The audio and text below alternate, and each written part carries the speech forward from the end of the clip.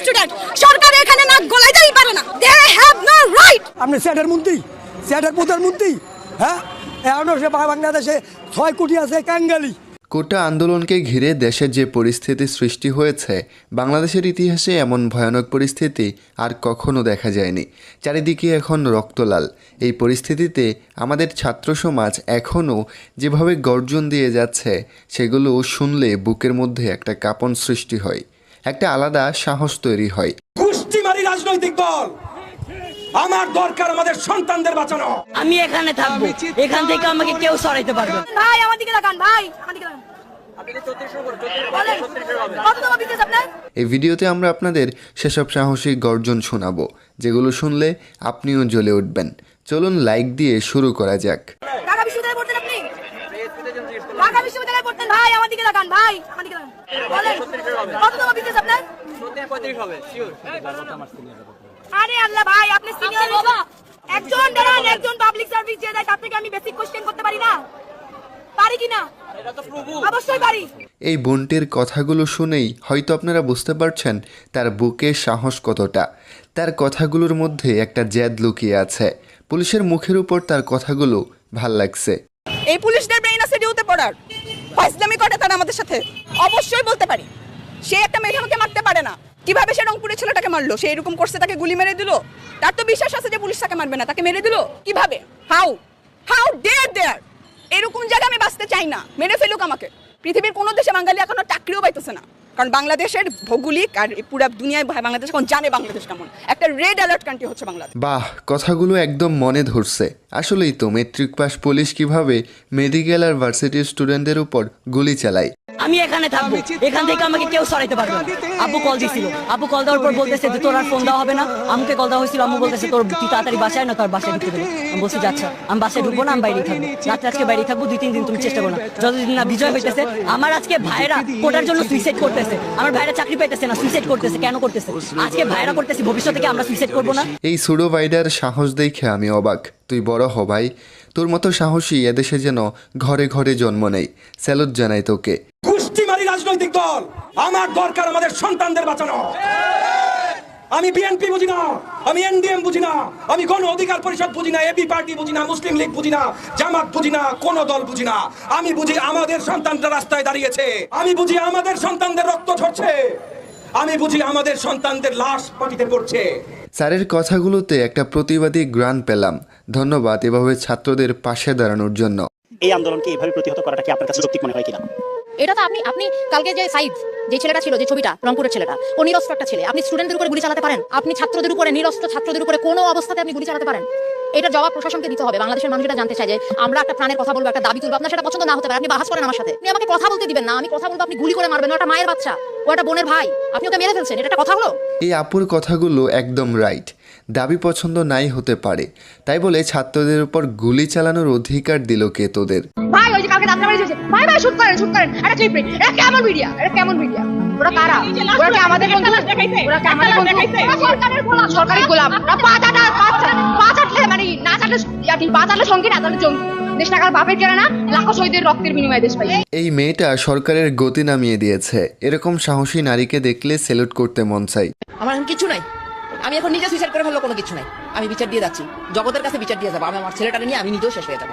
আমার মেয়ের কি অপরাধ ছিল? আমার মেয়ে ভালো স্টুডেন্ট, এটাই কি অপরাধ? আমার মেয়ে মেধাবী, এটাই কি তার অপরাধ ছিল? আমার মেয়ে ডিপার্টমেন্টে ফার্স্ট ছিল, এটাই কি তার অপরাধ ছিল? আমার মেয়েটা বিমান বাহিনীর দিদি পাইলটে ছিল, এটাই তার অপরাধ ছিল? আমি গত বছর আমার হাজবেন্ড হারাইছি, আজকে বুঝে আমি মেয়েটা হারাইলাম। এই ভিডিওটা আমাকে অনেক কষ্ট দিয়েছে। এই মায়ের বুকটা খালি হয়ে গেল, খুবই কষ্ট পেলাম।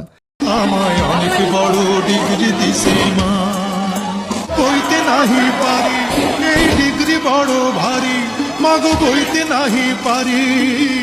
বই সাঁঝের গাড়িতে, মাগো সাঁঝের গাড়িতে। আর এই ভিডিওটা দেখলে বোঝা যায় ছাত্র সমাজ যদি একবার রেগে যায় তাহলে কতটা ভয়ঙ্কর পরিস্থিতির সৃষ্টি হতে পারে। স্টুডেন্টরা কেন বলবে? এটা কেমন কথা? আমরা এটা মেনে নিতে পারি না। আজকে আমরা মেনে নিতে পারছি না দেখে আজকে আমরা এখানে দাঁড়িয়েছি। এবং একটা কথা বলতে চাই যে আপনারা যারাই আমাকে শুনছেন না কেন এই মুহূর্তে, স্টুডেন্টদেরকে বুঝিয়ে বলুন, মেরে না। সো আমরা এই অপরাধ কখনোই মানতে পারবো না দেখে আজকে আমরা সবাই এখানে একত্রিত হয়েছি এবং আমরা চাই এটা খুব দ্রুত সমাধান হোক। অভিনেত্রী সাফা কবিরের এই কথাগুলো বেশ ভালো লাগলো। তিনি এই আন্দোলনে ছাত্রদের পাশে ছিলেন। কথায় কথায় বাংলা চাই, বাংলা কি তোর বাংলা চাই, কথায় কথায় বাংলা চাই।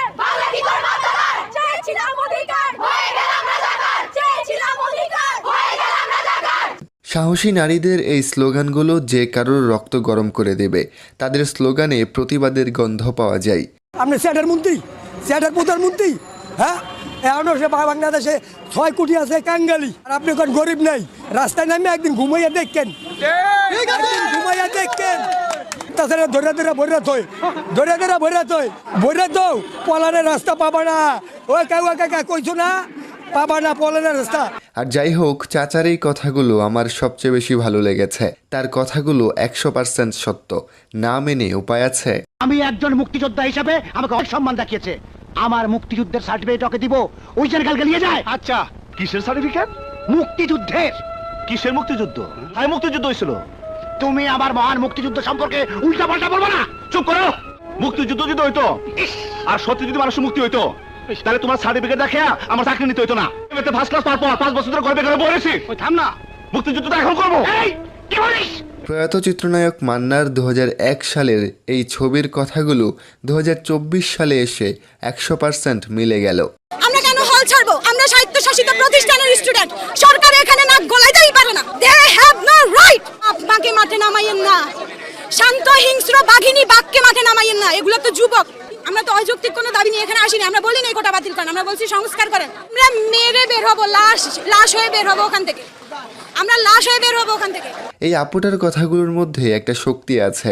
সরকারকে উদ্দেশ্য করে এভাবে কথা বলতে বুকে সাহস লাগে, যা এই মেয়েটার রয়েছে। দেশ বিক্রি করে খাইয়ে দিচ্ছে অলরেডি। দেশের মানুষের বুকে পাখির মতো গুলি করছে। দেখার আমি দেখাচ্ছি।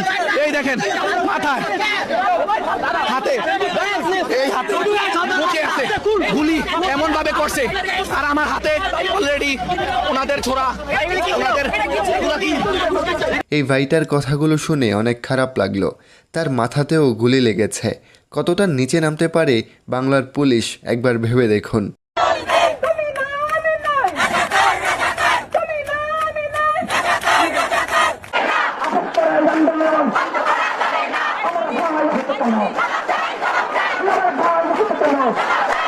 এই বোনটি যদিও এখন আমাদের মাঝে নেই, তবুও তার সাহসী কথাগুলো রয়ে গেল আমাদের মাঝে। দোয়া রইল আপনি ভালো থাকবেন।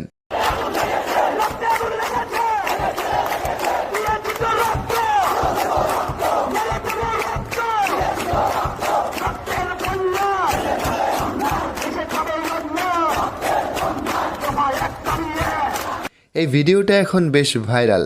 আপুটার হাতে এই কুড়াল এখন ঝড় তুলছে সামাজিক মাধ্যমে।